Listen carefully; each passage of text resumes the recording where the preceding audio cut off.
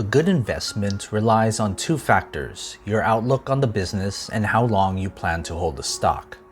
The first factor I can't help you with. Whatever you believe, maybe you love the CEO, maybe you just want to ride the hype train, maybe there's good news happening, or maybe you just think the company's logo looks cool. Whatever reason you may have, that's completely valid, and I can almost guarantee you there's a lot of other investors thinking the same way.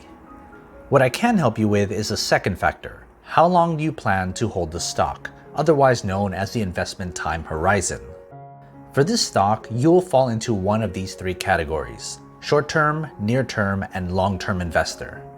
If you're a short-term investor, you should be looking at the stock's relative strength index. The closer the RSI is to zero, the more likely the stock has been beaten down in the past 3 weeks.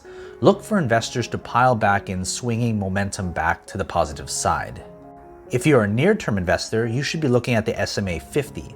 The more negative that number, the more undervalued the stock is relative to its average stock price over the last 50 trading days.